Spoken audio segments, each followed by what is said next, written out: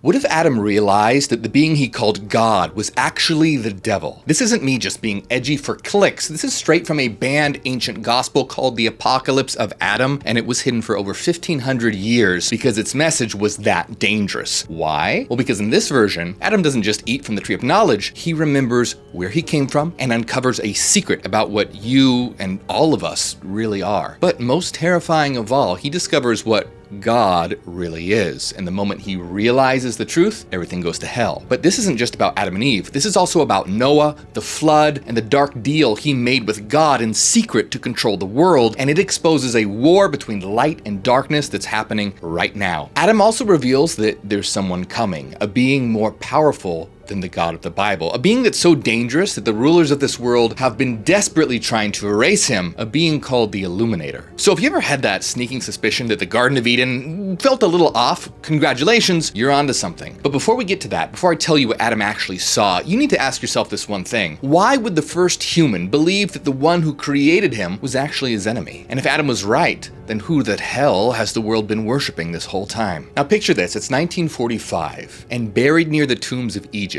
a dusty jar is uncovered, and it contains secret books. And within these books is a text that's so subversive that it didn't make it into your Bible. It's called the Apocalypse of Adam. So what is the Apocalypse of Adam? Well, in short, it's like a secret history of the world, as told by Adam after getting a serious wake-up call. Now, this ancient Gnostic text that was likely written between 50 and 150 CE claims to be Adam's final revelation to his son Seth.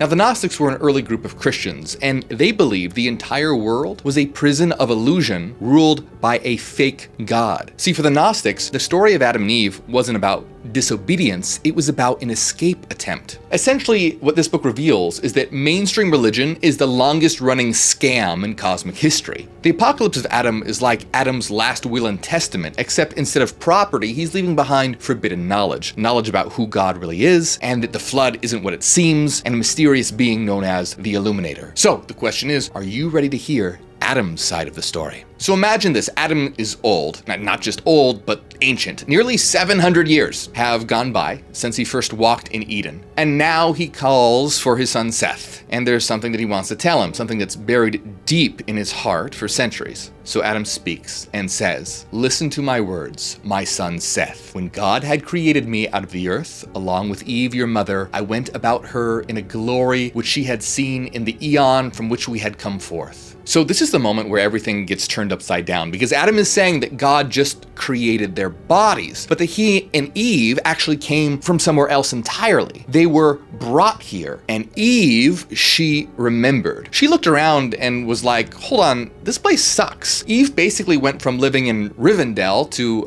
Motel 6. She knew that they had fallen, and she knew that the one who had placed them here, the one who called himself God, was not the true God, but a satanic being of darkness. Now, this was a bigger plot twist than Luke figuring out his dad was Darth Vader. In the text, Adam says, "She taught me a word of knowledge of the eternal God." Now, not the false dark God who created this world, but the actual eternal God, the one above him. Adam and Eve weren't just human, they were something else, something more, something higher, and they weren't supposed to be here. "And we resembled the great eternal angels, for we were higher than the God who had created us, and the powers with him whom we did not know." Now, Adam is saying point blank, we were above the God who made us. Now, how is that possible? How can a creation be more powerful than the creator? Well, remember, when Adam says created us, he just means their bodies, not their minds, not their souls, just their meat suits. Adam and Eve weren't just dirt creatures zapped to life like some kind of biblical Frankenstein. No, they began as divine beings of light in a higher realm above the God of the Bible. But this so-called creator, he wasn't the true God. He was something lesser, a ruler of this world, but not the one above all things. And so he didn't create Adam and Eve, but rather trap them in material bodies. And the moment he realized Adam and Eve were starting to figure this out, he lost it. Adam says, "Then God divided us in wrath." He basically tore them apart. But this isn't just about Adam and Eve being separated. No, Adam is revealing something that no one wants to talk about. Adam and Eve were originally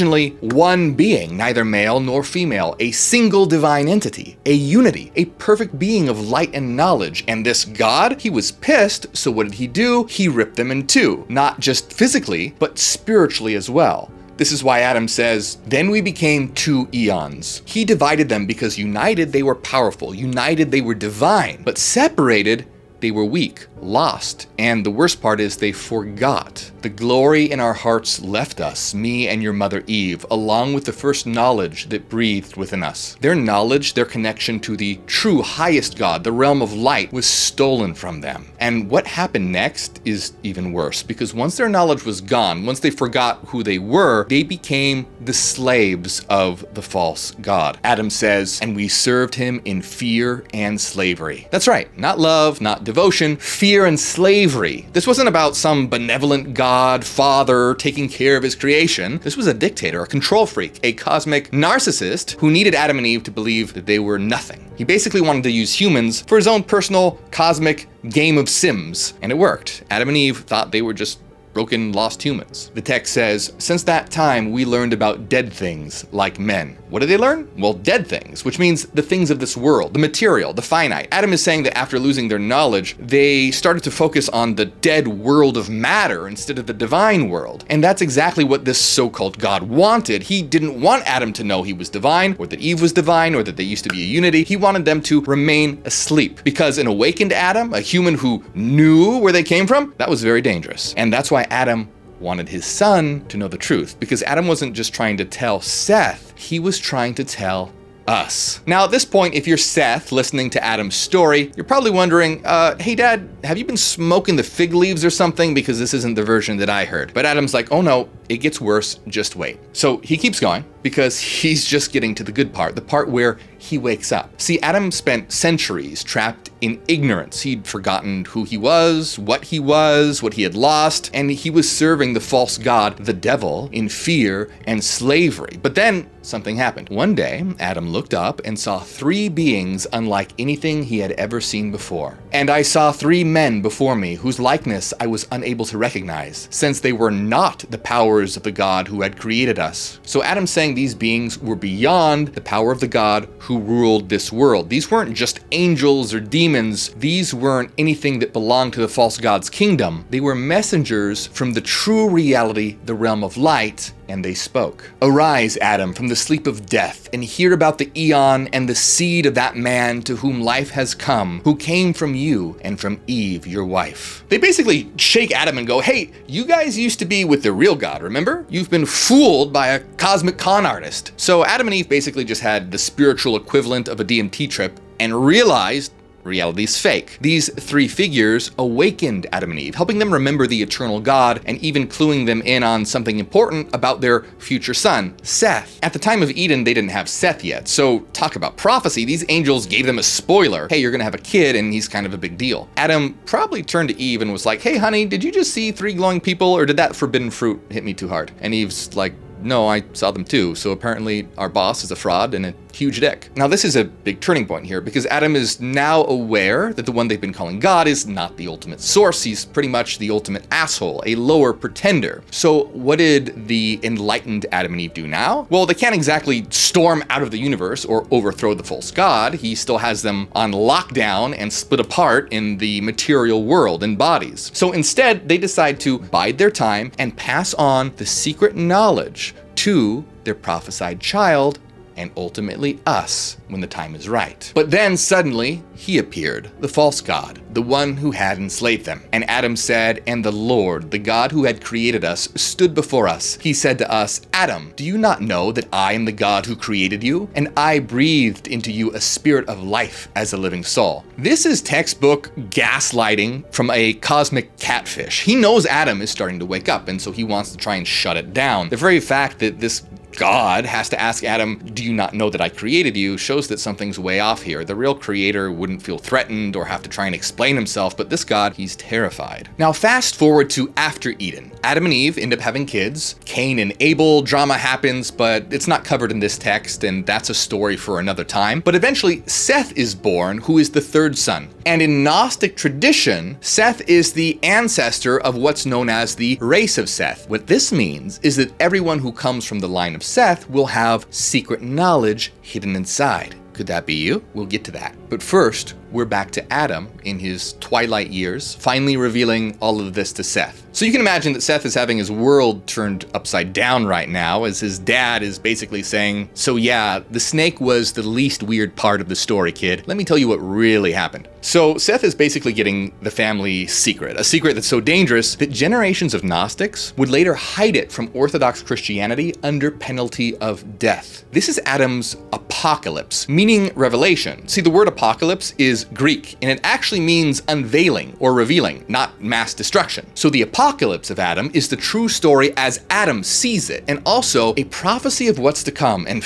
it gets crazy. Spoiler, the flood and Noah are not what they seem. If you thought the flood in Genesis was intense, wait till you see what Adam has to say about it. You know the version you were taught that, oh no, humans were being so evil and sinful, God had no choice but to wipe them all out with a flood and start over. Yeah, no. According to the apocalypse of Adam, the flood was actually a targeted attack on the line of Seth, the people carrying knowledge and secret teachings, so that the God of this world could create a planet of slaves. Adam said, "For rain showers of God the Almighty will be poured forth so that he might destroy all flesh, along with those from the seed of the men to whom passed the life of the knowledge which came from me and Eve your mother, for they were strangers to him." The flood wasn't about sin. This was a cosmic cover-up. It was about erasing those who still had the knowledge of the true God. They were strangers to the false God, meaning they didn't belong to him because they were beginning to wake up and realize that they were divine beings. And so they had to be taken care of. Eliminated. This was a targeted extermination, a war against those that carried Adam and Eve's divine spark, a final purge of those who refused to serve. But not everyone drowned.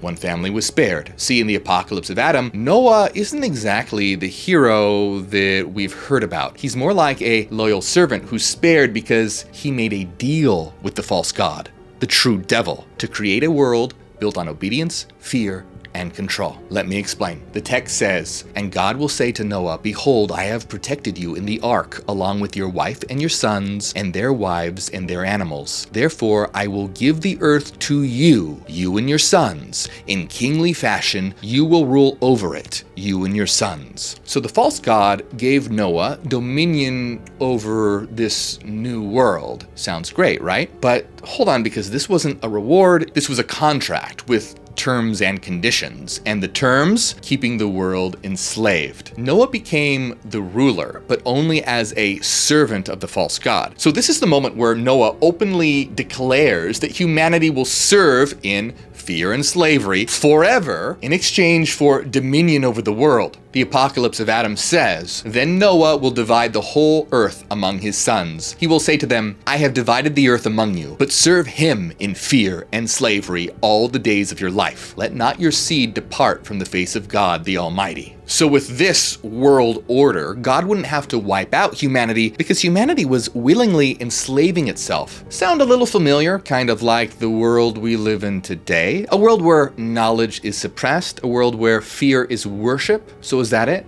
Slavery forever? Game over? Well, not exactly, because there's a plot twist. Not everyone dies in the flood. See, the text implies that some people from the knowledge of the eternal realms managed to defy the false god and survive. Adam reveals that great angels from the true realm of light will secretly save the humans with divine knowledge from the flood in a cloud of light. The text says, "Great angels will come on high clouds, who will bring those men into the place where the spirit of life dwells. There they will become as the cloud of the great light. Those men will come who have been cast forth." The point is, the false god's whole flood plan didn't fully work out because it didn't wipe out the enlightened line of Seth. So here we have the false god after the flood who thinks that he solved the problem. He's got Noah's family worshiping him in fear and slavery, and the world is fresh and sparkly clean of those pesky truth seekers. Or so he thought. Because then he starts noticing something. Hold on a minute. Those humans over there, they're still talking about an eternal realm and being divine and a higher god.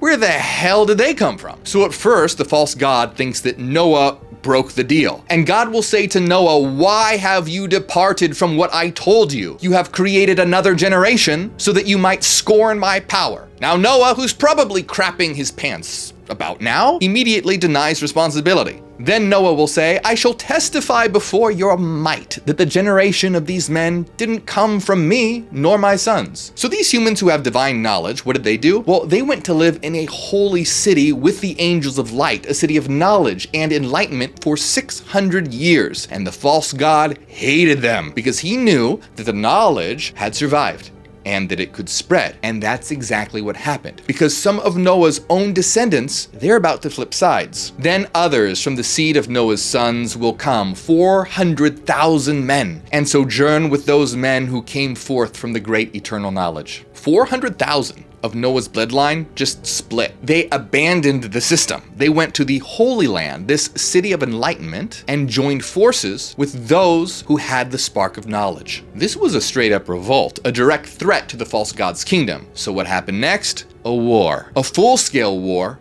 for the future of humanity. And the stakes, whether humanity would stay in ignorance and fear forever or wake up. And this is where things get really interesting. The rulers of this world, the false god and his servants, took action right away. Then the seed of Noah's sons will form 12 kingdoms, and their seed also will enter into the kingdom of another people. So 12 kingdoms rise. We'll get back to that in a minute. But the point here is that a world order had been established, spreading Noah's bloodline across the earth. But something went wrong, because part of Noah's bloodline had escaped into the kingdom of higher knowledge, and it started to challenge the rule of the false god. So what did the rulers of this world do? They went to the false god, and they will go to Sakla, their god, accusing the great men who are in their glory. All right, who's Sakla? For ages, this false god hid behind titles like Almighty, Creator, Lord of Hosts. For the first time in this text, we hear his real name, Sakla. It means fool, because the god of this world is not all-seeing, not all-knowing, and is ignorant and trapped in his own illusion. In other words, his real name is idiot. The Gnostics knew this being by a lot of different names, including Yaldabaoth, the Demiurge, and Samael. But now his own people, his own loyal followers, were coming to him in a panic, and they stood before him and they wanted answers. They will say to Sakla, what is the power of these men who will number 400,000? They have overturned all the glory of your power and the dominion of your hand. So even the false god's own followers were pretty confused here. They were watching as the descendants of Noah, his supposed slaves, were breaking free and destroying everything. They were rejecting his rule, fucking shit up. They were watching as the descendants of Noah, his supposed slaves, were breaking free from the illusion. Now, this was the whole reason that he flooded the world in the first place, and now they were undoing the entire system he had built. Sakla's minions are basically like, excuse me, Supreme Overlord? Yeah, some humans, they're totally wrecking your brand. We might need a new marketing strategy. So at this point, Sakla goes full supervillain. If drowning the world in water didn't get rid of the resistance, then time for plan B, fire. And some brimstone. The text says, then fire and sulfur and asphalt will be cast upon those men. Now check this out. This is really interesting. This sounds an awful lot like the fate of Sodom and Gomorrah. The Bible says that God destroyed those cities with fire and brimstone because they were evil. Well, even though this text doesn't directly say that this holy land was Sodom, it's likely referring to it because other Gnostic texts actually describe Sodom as a holy city of enlightenment that the false god destroyed because they were waking up. I actually did a whole video on this, so if you haven't seen it, you should go watch it. But the false god is like,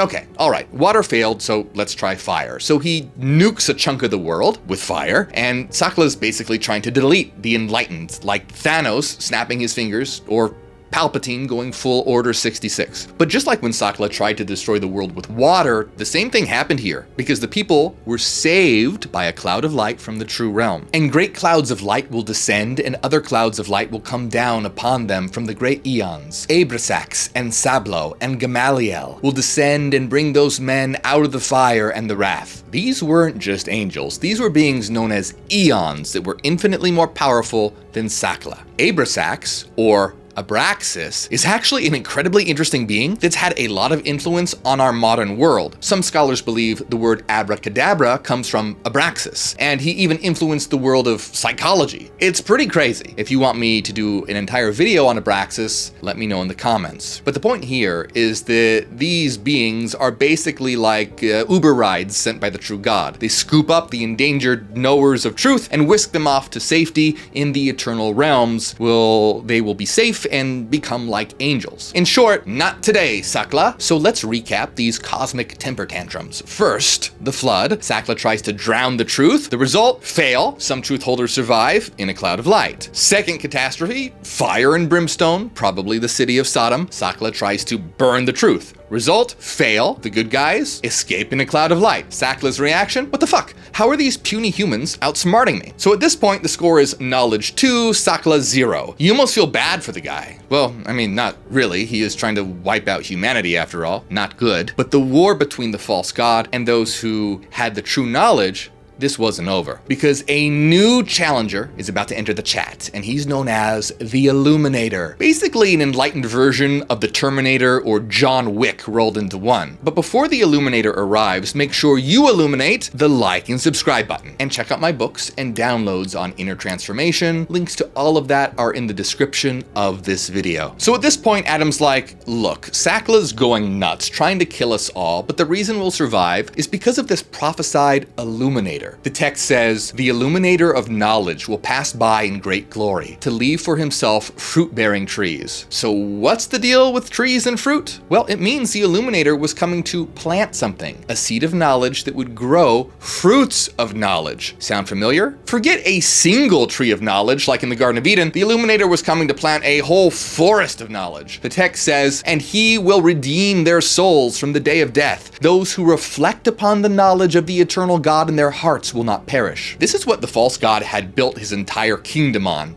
death. But the key to escaping is knowledge, not sin or worship or any of that BS. The ones who remembered who they were, who understood that they were more than just bodies, more than just slaves to the world, they wouldn't perish because they'd realize they had a spirit that wasn't from this world, that came from the true realm of light. And now the Illuminator was coming to prove it. The Illuminator will come and he will perform signs and wonders in order to scorn the powers and their ruler. The moment the Illuminator appeared, the whole system began to crack, and Sakla, the false god, he started to panic. He had a fit with one tree of knowledge. Now this guy is here with a whole orchard. Then the god of the powers will be disturbed, saying, what is the power of this man who is higher than we? Sakla believed that he was supposed to be the highest power, the only god, the ruler of the world, and yet here's someone greater than him. So what does he do? What he always does. The text says, then he will arouse a great wrath against that man. But the thing is, you can't destroy the truth. So what happened? And the glory will withdraw and dwell in holy houses, which it has chosen for itself, and the powers will not see it with their eyes. In other words, the power of the Illuminator of true knowledge won't just exist in a single human, but will live in every human that's achieved enlightenment. The false god and his rulers can't see the light of the Illuminator anymore, but it's not vanished, it's entered into humanity itself. And now the false god and his demonic minions lash out in rage and confusion, like always, because they don't understand what's happening. So they do what they always do.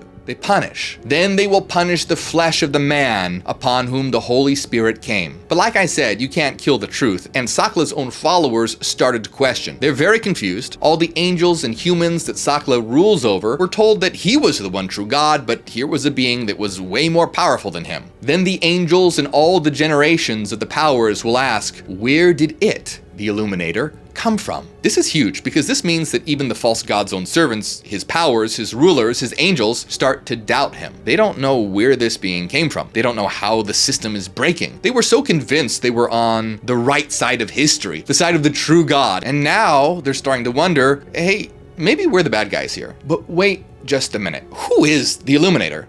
Is it Jesus Christ? Well, here's the thing. The 12 kingdoms, remember them? Those under the false god's rule? They all tried to explain him. They tried to control the narrative. Because how do you kill a truth you can't destroy? You try and rewrite it. So each of these 12 kingdoms had its own myth and tried to claim the Illuminator to shape his story into something they could control. Sound familiar? The first kingdom tried to claim that the Illuminator was from the heavens, a way of saying he belongs to us, he was always one of us. The second kingdom said that he was the son of a prophet, but listen to what the third kingdom says. The third kingdom says of him that he came from a virgin womb. He was cast out of his city, he and his mother. He was brought to a desert place. He was nourished there. Sound familiar? A virgin birth? Sounds a lot like the Christianity we know today. This one basically screams, we think the Illuminator is Jesus, obviously. This is closest to the standard Christian nativity, the miraculous birth from a virgin, then perhaps a flight to the desert. So the Gnostics writing this probably included this to say, yeah, some people, hint hint Christians, claim he's Jesus born of Mary. But hold on, because they don't confirm that this whole virgin birth thing is actually true. It's just one of the theories. And then the stories get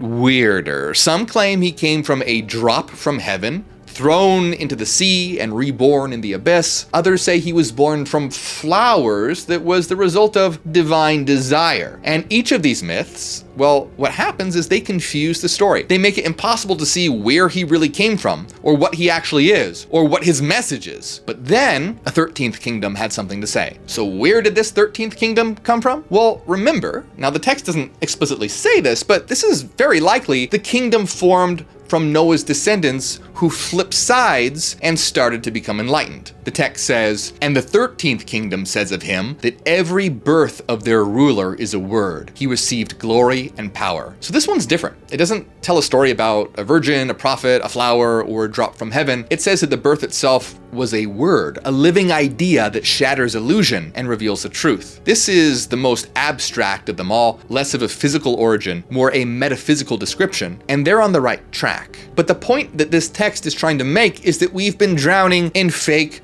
bullshit stories. They've given us dozens of versions of the truth, all to confuse us, or because they don't understand themselves, all to make sure that we never find the real message. This isn't just outright violence here, it's spreading misinformation, confusing the narrative, just like all the different crazy versions of religion we have today. The apocalypse of Adam is basically saying, look at all these crazy stories. Everyone's guessing, but nobody fully knows. But there was one final group, a group of people that didn't belong to any kingdom. These were the fully enlightened souls, and they had no king over them. Why? Because they realized they're divine, and so they rule themselves. They saw the truth. The apocalypse of Adam says, but the generation without a king over it says that God chose him from all the eons, out of a foreign air, from a great eon. The great Illuminator came forth, and he made the generation of those men whom he had chosen for himself shine, so that they could shine upon the whole eon. Generation without a king means they aren't subject to the dark rulers, earthly or cosmic. They are free people under the source of all reality, and they're claiming the Illuminator, it's their guy, chosen by the ultimate source of light to help them out. Unlike the rulers, unlike the enslaved bloodlines of Noah, unlike the 12 kingdoms that distort his origins, these people knew where he really came from. No virgin births or horny flowers required. Coming out of a foreign air and from a great eon means that this being wasn't from the material world at all. A being from the true reality, sent here to wake up those who could still see the light. But the moment the Illuminator brought the light of knowledge and people started to wake up, Sakla and his rulers tried to confuse everyone. The text says, and a cloud of darkness will come upon them. This cloud of darkness, it represents ignorance, confusion, fear, illusion. Sakla tries to blind them before they can fully wake up, but it's too late. He can't stop it. As the battle between knowledge and ignorance rages on, something incredible happens. The people of the world, the ones who had been following the false god, the ones trapped in the illusion, they began to realize the truth. Then the people will cry out with a great voice, saying, blessed is the soul of those men, because they have known God with a knowledge of the truth. They finally understand. The ones that they had mocked, the ones that they were persecuting, the ones that they called heretics, rebels, sinners, traitors, they were the ones who had the truth the whole time. And now they envy them. They said, they shall live forever, because they have not been corrupted by their desire along with the angels. So those who had awakened, they escaped death. Now, not physical death here, but they regained the power of their eternal soul. And the others, they realized that they'd been nothing more than puppets. They said, "But we have done every deed of the powers senselessly. We have boasted in the transgression of all our works. We have cried against the God of truth." They served the false god and fought against the real God, the God of truth, and they were serving this false god in ignorance. They even helped him keep the world enslaved, and they realized that they were doomed. For now we have known that our souls will die. But the apocalypse of Adam is about to drop a huge bombshell about true knowledge, hidden information that changes everything. But to understand this revelation, there's something you need to know. Have you noticed that we're at the moment the text is describing right now? The world's been split. There are those who are awakening, who see the illusion for what it is, and then those who cling to the lie. See, we need to talk about what all this really means, because believe it or not, behind the blasphemy, battles, beings of light, there's a deep well of symbolism and secrets here. Why did the Gnostics tell this story at all? What were they hinting at? The apocalypse of Adam is essentially one big heretical middle finger to Orthodox Christianity. It takes the creation story and says, nope, got it wrong, the creator was a villain. That's a huge reversal. No wonder the early church labeled Gnostics as heretics. But the thing is that these stories are not literally true. Adam didn't actually write this, of course, but these stories are meant to encode a hidden message. To put it simply, the story of the apocalypse of Adam isn't about ancient history or even future prophecy. It's about you and me. Let me explain. Remember how Adam and Eve were once a unified being? Well, the division of Adam and Eve symbolizes the split between opposites within us, like mind and body, masculine, feminine, reason, intuition, that we need to heal. You can think of Adam like thought and Eve like thinking. Seth is the child of Adam and Eve, meaning that Seth represents the unification of the opposites. That is, thought that can think about itself. That's why in the story, Seth is able to understand this hidden knowledge, and why the descendants of Seth become enlightened, because they represent a mind that was once divided, becoming unified and gaining the ability to look within. Each of us, as the symbolic descendants of Seth, carries the potential, Seth's seed, to wake up. The false creator, the demiurge, Sakla, represents the ignorance and ego that claims authority over us. Just like Sakla says he's the highest god when he isn't, the ego says that it's our real self